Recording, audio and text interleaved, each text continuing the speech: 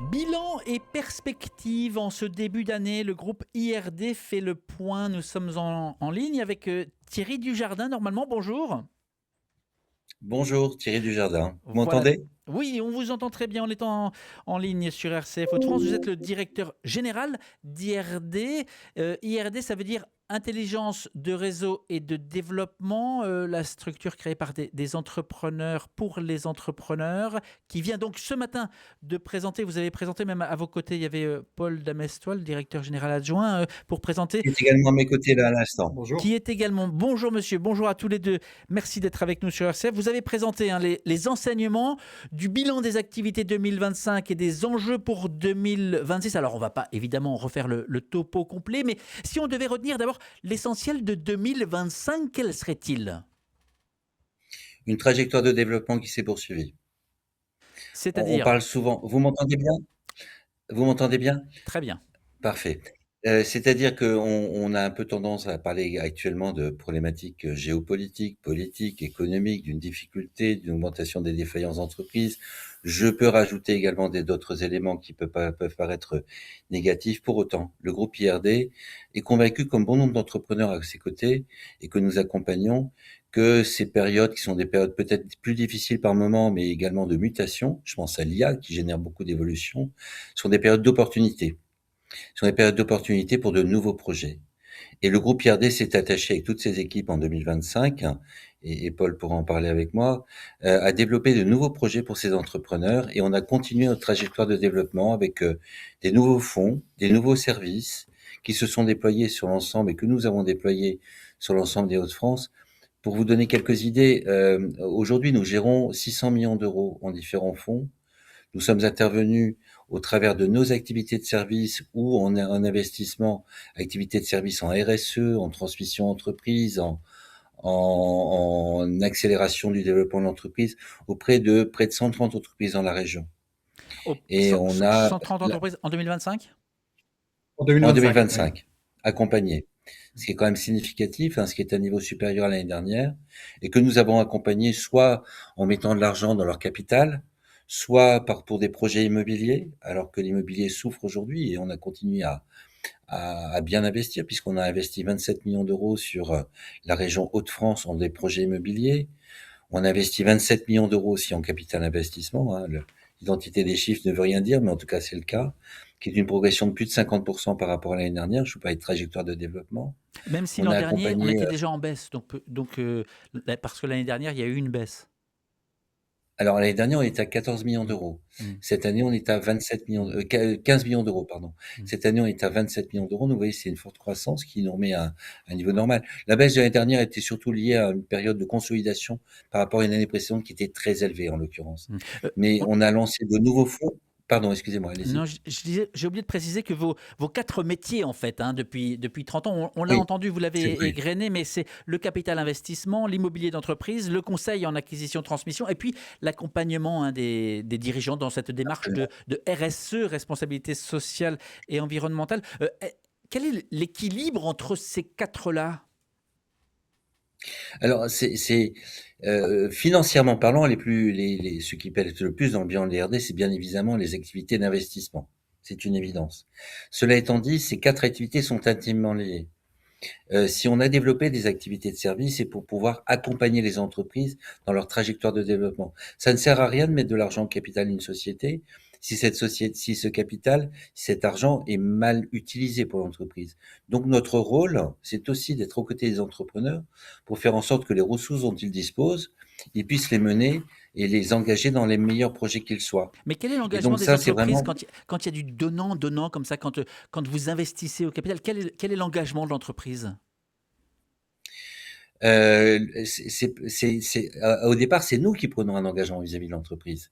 On prend un engagement vis-à-vis de l'entreprise, alors en capital, mais aussi quand on les accompagne dans des projets RSE ou de développement commercial, c'est de leur apporter des services, c'est de leur apporter des compétences, de leur apporter des ressources financières ou humaines qui leur permettront de mener leur projet à bien.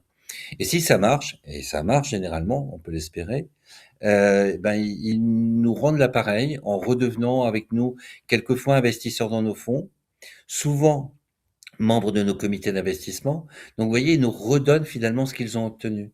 Et c'est vraiment cette logique-là, et vraiment, et d'ailleurs, c'est un de nos enjeux 2026, c'est de renforcer encore la communauté d'entrepreneurs qui est autour de nous. On parle d'écosystème entrepreneurial, qu'on veut de plus en plus animer, de manière à ce qu'il puisse y avoir des partages d'expériences, des échanges sur des projets, des améliorations de compétences, tout ça par cette amélioration et cette animation de communauté, qui est déjà très active chez nous. Vous avez parlé tout à l'heure de mutation, on pourra parler aussi de transformation, mais l'incertitude du moment, elle est économique, les tensions internationales sont omniprésentes. Est-ce que vous la ressentez? Est-ce que ça a un impact sur justement vos activités? Bah, écoutez, notre positionnement est quand même sur une typologie d'entreprise, donc PME et petite ETI, qui, malgré tout, sont portées effectivement par des équipes de direction qui continuent à avancer. Alors, je ne peux pas nier effectivement que certaines entreprises que l'on peut accompagner, qui sont effectivement, on va dire, impactées par des sujets notamment de vente aux États-Unis, par exemple.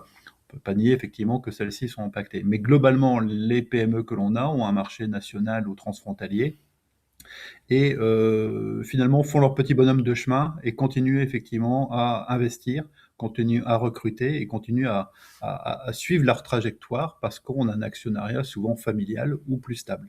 Vous parlez Je vais d'étroite... relayer ce Oui, que vient de allez-y, je vous dire en Paul prie. par un exemple complémentaire. En début d'année 2025, l'Union européenne a décidé de poser le stylo sur la CSRD. Vous vous souvenez, cette obligation réglementaire européenne qui imposait de faire un certain nombre de reporting extra-financiers. Ça s'adressait avant tout aux grandes entreprises, mais les PME, bien évidemment, par effet boomerang, étaient impactées par ça aussi. On a craint en début d'année que le stylo ne soit vraiment posé sur les démarches RSE de la part des entreprises. Dans les faits, notre activité RSE a progressé de plus de 50% en 2025. Donc, vous voyez, ces incertitudes, en l'occurrence, qui existent, je pense qu'elles pèsent sur le moral des chefs d'entreprise. C'est une évidence. Elles pèsent sur les incertitudes et sur les inquiétudes qu'ils peuvent avoir sur l'évolution. Pour autant, les caractéristiques d'un chef d'entreprise, c'est aussi de vouloir avancer. Et là, on est là pour leur apporter cette confiance et leur doter des moyens en compétences ou en ressources financières pour les accompagner dans ces projets. Et on va parler un peu de 2026, mais Paul Damestois, à l'instant, vous parliez des droits de douane finalement et de l'impact sur des entreprises de la région. Est-ce que la guerre en Ukraine a aussi des impacts? Est-ce que certaines entreprises, eh bien, peut-être investissent dans la défense, ou est-ce que c'est un secteur qui est marquant dans la région ou pas? Alors, c'est un secteur qui historiquement est moins marquant dans la région, puisque post-Seconde Guerre mondiale, c'est d'autres régions, on va dire plus dans le centre de la France, qui ont pu développer ce type d'activité. Et effectivement, en région, on avait la région frontalière, on va dire, les investissements de l'État et donc des écosystèmes finalement qui sont nés autour de ces axes se sont plutôt développés, on va dire, dans le centre ou dans le centre-ouest de la France, plutôt qu'effectivement sur les régions proches d'une frontière, on va dire. Hmm. Donc Euh, historiquement, on a un tissu quand même qui est un petit peu plus faible sur les axes défense, un tissu économique un peu plus faible sur les axes défense que d'autres régions. Thierry Dujardin, vous aimez dire, j'ai lu et relu, que vous êtes, avec IRD, co-entrepreneur aux côtés des dirigeants. Qu'est-ce que ça veut dire et jusqu'où est-ce que vous allez dans le fait justement d'être aux côtés de ces entrepreneurs? La première manière de vous répondre à votre question, c'est que les fonds, quand on lance un fonds d'investissement, donc on va chercher d'autres entrepreneurs qui s'engagent, qui prennent des risques à nos côtés. Et quand je dis à nos côtés, ça veut dire qu'on investit nous aussi dans ces fonds d'investissement. Donc ça veut dire qu'on va prendre le même risque que le chef d'entreprise qui est souscripteur de nos fonds, mais on va prendre du risque avec le chef d'entreprise puisqu'on va être investisseur direct chez lui. Donc ça, c'est vraiment, finalement, on ne gagne que si le chef d'entreprise gagne également, donc chez lequel on investit. Donc c'est vraiment ça le co-entrepreneuriat. Le deuxième élément de co-entrepreneuriat, c'est qu'on n'est pas des financiers, je dirais, qui mettons de l'argent uniquement pour mettre de l'argent. On s'engage avec le chef d'entreprise dans des comités stratégiques, dans des réflexions stratégiques, dans la déclinaison et le déploiement de sa stratégie. Et donc ça, c'est vraiment un engagement fort qu'on apporte au chef d'entreprise. C'est ça qu'on entend le co-entrepreneuriat, c'est s'engager financièrement au titre de l'IRD à côté des chefs d'entreprise, réellement. Et le deuxième point, c'est vraiment participer à la création de sa stratégie et à son déploiement. Et Alors, création de valeur de ce fait. Et alors 2026, parce que là, on a parlé un peu de ce bilan 2025, mais les perspectives 2026, quelles sont-elles? Comment est-ce que vous faites aussi pour les anticiper et comment sentez-vous ce qui arrive? Bah, écoutez, pour le moment, on a beaucoup d'opérations en cours de traitement. Donc ça veut dire que l'année 2026 pour nous, à ce stade, en tout cas, on est en début d'année, hein, on verra comment évolue l'année, mais l'année se profile plutôt bien en termes sur nos activités d'investissement, qu'il s'agisse d'immobilier, un de nos métiers, de capital investissement, qui est un autre de nos métiers, mais également sur les activités de service, avec de nombreux partenariats que nous avons signés en 2025 et qui nous permettront de déployer ça auprès de bon nombre d'entreprises. Ça, c'est un premier point. Le deuxième point, c'est que nous lançons de nouveaux projets, et notamment 2 fonds d'investissement que nous lancerons en 2026. Le premier s'appelle le FE2T numéro 2, qui est le fonds successeur d'un fonds que nous avons créé il y a 4 ans maintenant, qui avait pour objectif d'accompagner les sociétés PME à vocation à devenir ETI dans leurs projets de transformation. Là, on met des FE2T numéro focales 2, sur quel montant? sur une centaine de millions d'euros. Donc d'un montant supérieur à ce qu'on avait fait par le passé. Le précédent faisait 80 millions d'euros. Là, notre cible, c'est entre 100 et 120 millions d'euros de cible d'investissement, de manière à pouvoir mettre jusqu'à 10 millions d'euros au capital des sociétés. Donc, vous voyez, c'est une nouvelle étape supplémentaire de développement. J'ai évoqué ce terme tout à l'heure. Donc ça, c'est un premier point. Le deuxième, alors avec des focales très précises, hein, la gouvernance, le déploiement stratégique de l'entreprise. Donc aider l'entreprise dans ces éléments-là, et avec un troisième élément qui est important, c'est l'impact de l'IA sur les modèles économiques. Le deuxième élément, c'est le lancement d'un fonds d'immobilier qui s'appelle Avenir et Territoire numéro 5. Ça sera notre septième fonds d'investissement, septième foncière, et sur lesquels on va collecter une dizaine de millions d'euros, ce qui correspond à peu près à une capacité d'investissement de 35 millions d'euros. On a déployé le 4 l'année dernière. Il est quasiment totalement consommé, pour ne pas dire totalement consommé. Et on lance le 5, le AT5, donc le septième foncière actuellement. Alors ça fait des années aussi qu'on nous parle de transformation des entreprises. Comment est-ce que par exemple le monde des PME un peu traditionnels cohabite ou non avec l'univers de la tech et de quelle manière est-ce que vous intervenez pour les accompagner? Alors, vous le savez peut-être, mais nous sommes rentrés au capital d'Aura Technologies il y a quelques années. C'est entreprisité en créant une structure qui s'appelle le CETEC. Bon, on connaît tous ces difficultés qu'a rencontré Aura Technologies ces dernières années, hein, je reviens pas là-dessus. Mais on est en relation très étroite avec la gouvernance d'Aura Technologies. Je pense au nouveau président du directeur Emmanuel Durand, pour travailler avec lui sur de nouveaux process, pour justement rapprocher encore plus que ce qu'on a fait actuellement. On avait lancé des programmes qui ont un peu avancé, mais pas suffisamment à notre goût, de rapprochement entre les PME et les sociétés de la tech. Premier exemple. Deuxième exemple, nous avons signé un partenariat l'année dernière entre Eura Creative, nous-mêmes, Eura Creative, et un incubateur québécois qui s'appelle Zoo, qui est un incubateur plutôt dans les ICC, donc le monde de l'image, le monde du divertissement, le monde de l'entertainment au sens le plus large, de manière à pouvoir bénéficier également de partage d'expériences et de compétences entre nos deux pays, le Canada étant très en pointe sur le sujet. Et donc, il y a d'ailleurs une première société, je ne suis pas autorisé à donner son nom, mais qui aujourd'hui travaille avec Zoo pour pouvoir déployer son offre en France plus encore, mais également demain en Amérique du Nord. Le temps file, le temps file. Je rappelle Thierry Desjardins que vous êtes le directeur général d'IRD, que Paul Damestois, vous en êtes le directeur général adjoint. Au-delà de ces chiffres, au-delà de ces annonces, comment vont les entrepreneurs aujourd'hui dans le climat morose que l'on connaît? Est-ce que vous les rencontrez? Qu'est-ce qu'ils vous disent? Ben, tous ont un souci de stabilité.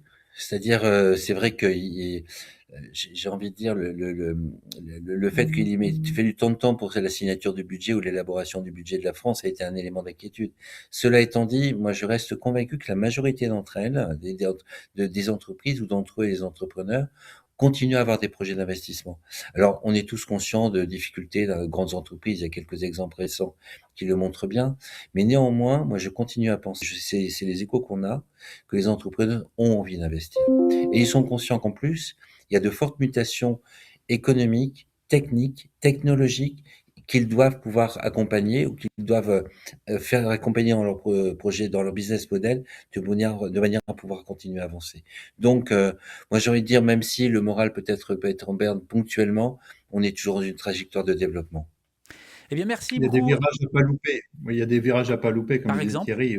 Les sujets de RSE et les sujets d'IR qui vont venir durablement impacter nos modèles économiques, les PME aujourd'hui s'en emparent aussi, les ETI, et effectivement ont des investissements à faire, ont des refonte peut-être de business model chez eux à positionner, ça va impacter leur processus pour pouvoir être, on va dire, en capacité d'exister toujours ou de se développer dans les années à venir.